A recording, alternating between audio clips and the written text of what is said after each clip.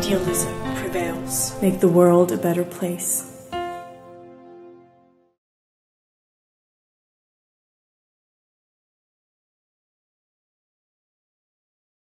Feel free to ask whatever you want, because at first, I'm talking about 9 years ago, I started with the science of climate change.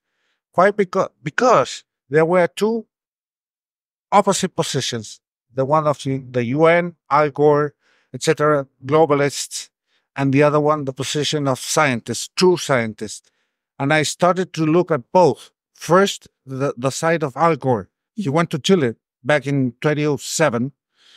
And I listened to that, and I was absolutely convinced that we were destroying the planet because of global warming in those times. And then I changed my position because I started to see the real science research. And then I said, no, this can't be. They can't be so opposite. So I started there with climate change, and then I jumped to the economy. What will be the impact of climate change in both sides? Whether we do care about this, and we start with regulations, laws, and climate regulations and measures, and the agreements, the Paris agreements, for instance, Kyoto Protocol, etc., and how much would that cost to the world in terms of economic recession, and and what if we don't do nothing, like China, India, Pakistan, Iran, etc., Russia? So that's it. And then I jumped. This would be by the beginning of right before the pandemic, January 2020. I was very, very, very worried about this renewables issue that came to save the planet from global warming, climate change, because they were going to be the saviors of the planet, would be the solution in terms of energy use or replacement by fossil fuels. And then I started to study it in depth, because there was, again, two different positions, but this time, both parts with two statements. So if you say, I got my statement A, I say, I agree, I got the statement 2. Also true, but sorry, the same statement A, but you reach another conclusion different than mine, necessarily you or me must be wrong. You understand? Yes. The logics behind all this. So I said, well, again, somebody's wrong. Who is wrong?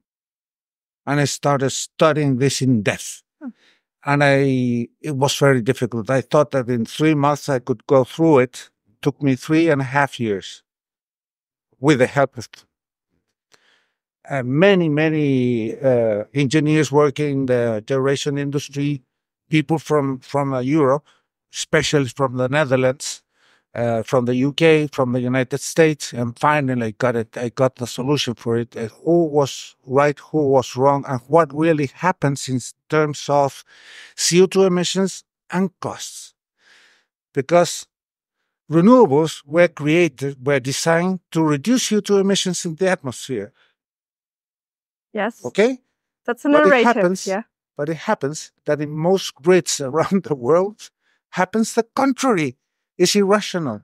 You will see that tomorrow in my presentation with the case of the United States. I wouldn't like to tell nothing in advance before you see the presentation with numbers. But that is the case. And the other thing is that the renewable advocates always claim or state that because renewables don't burn fossil fuels, because the energy coming from and because they don't burn fossil fuels, the cost of fuel is zero for renewables, and because the cost of renewables have plummeted or gone down for the last, let's say, 17 or 15 years, they have been going down and down and down. So that means that the price of electricity must go down. But then the facts tells you all the contrary. Everywhere where you put windmills and solar panels, the price of electricity goes up. And what about CO2 emissions? Now, the thing here is that showing correlations does not prove nothing. You must prove. But how? How do you prove? Technology, science, physics, mathematics. That's the only way that you can prove, because correlation does not necessarily imply causation. It's only correlation. You understand? We must prove it. So once you prove something, you may say that this part is wrong and this part is right, because you prove it. It's the only way.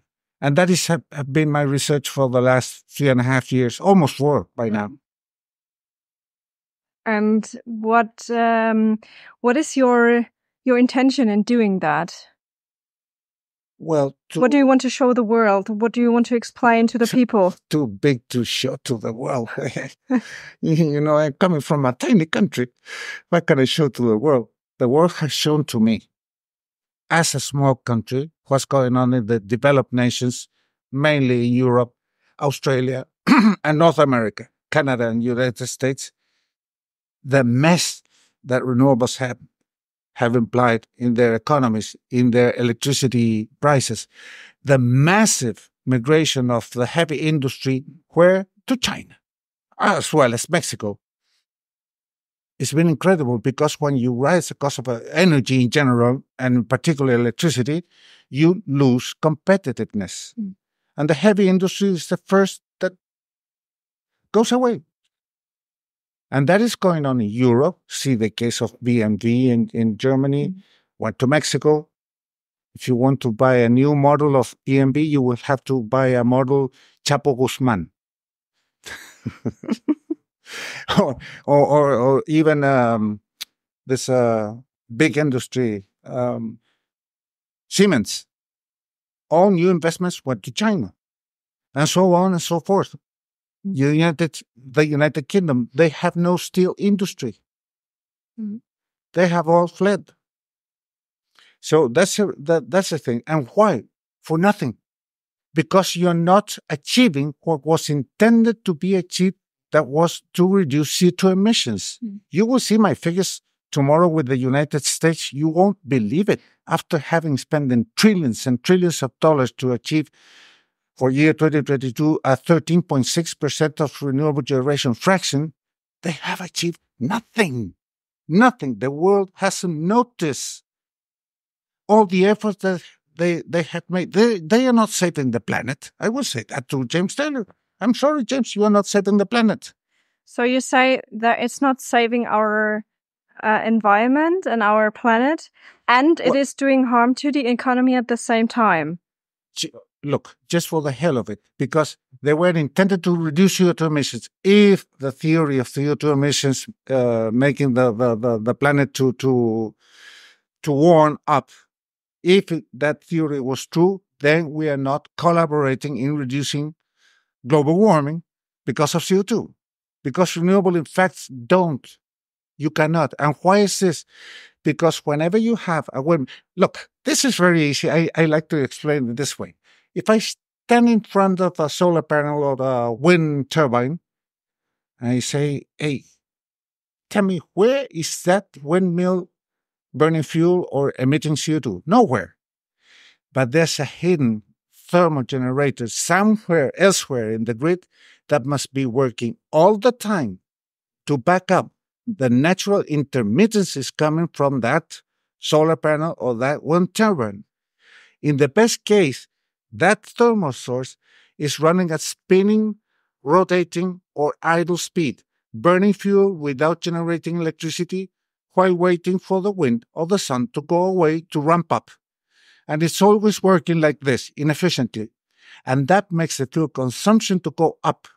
So at the end, the emissions you get with renewables is greater than without renewables.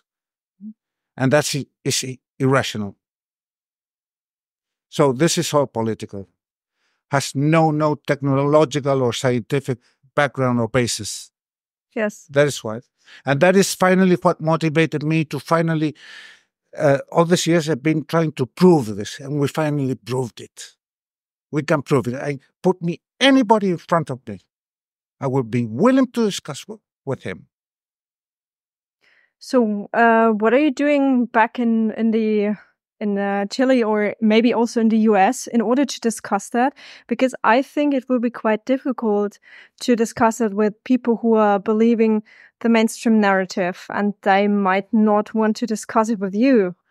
So how do you put that into like the... you said something very important. Like the news, the Isabel. 8 o'clock news. Isabel or Isabel? Isabel in Spanish, Isabel in German. Okay, yeah. Isabel. You said something very important. Believe. It's very different as knowing, as to know. You understand the difference? One thing is I believe. Mm-hmm. I believe. It's my belief. I can believe whatever I want. Something very different is to know. What I show is knowledge, not beliefs. Now, what I intend really, for my country, nothing. Because it's a political issue. My country today is run by an extreme left government. So it has nothing to do today. Perhaps in the next government, yes. In the United States today is very little you can do. But if Trump gets elected, yes, they will listen and they will take notice. And in Europe, things are changing. Things are changing, and quite quickly. You have Hungary, you have the European Union, you have the Netherlands. So everything is turning around very quickly. So you think there's hope that also these critical voices will be more heard in the future? Someone gave you my speech, it seems, because, yeah, it's hope. Okay. There is hope. Okay. Yeah. So that's hope is the only thing you can't lose. Never, ever. That's true. Yeah. So what are your plans for the future? So what are you working on at the moment? This. Exactly. Yes. Okay. I continue with my research. Most of all, my research is finished by now. I don't have nothing else to prove, but to try to convince, well, this is very technical, what I'm going to say now, but there's an issue that only today, all this research can be applied only in the United States because one little detail, because the kind of information that the governmental agencies provide is the thermal generation must be separate, divided into the fraction of baseload or efficient generation and non-baseload or inefficient, or, you understand? Inefficient generation. And the only country today that provides separately that information, that data, is the United States. So I would try to convince nations if they can be able to open that particular data, they will be able to know where they're standing in terms of CO2 and costs attributable only to renewables. Because there are other ways to reduce cost of electricity and CO2 emissions. One is by reducing generation. The other one is going from coal to natural gas.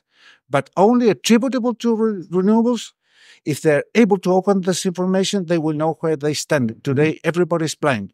They think that by putting more and more and more solar panels, they will be able to produce more green electricity, which is not the case because renewables have a limit. A very well-defined limit, and I prove this here tomorrow. You will see it. You won't believe it, but that's a limit. We can't have 100% of renewable generation anywhere, never, ever, because this is physically possible if you want to have stable electricity. If you want to have blackouts or sometimes have electricity or sometimes not, well, okay. But if you want to have the stable electricity you have ever known, it's impossible. Mm-hmm. So that is my target from now on, to try to convince governments, countries, not governments, but countries, agencies, NGOs, institutions like CFACT, IKEK, Heartland, to promote the idea of opening the information. Mm-hmm. The US already has it, but not the rest of the world. Mm-hmm. Okay. Thank you very much. Oh, thank you, Isabel. Idealism prevails. Make the world a better place.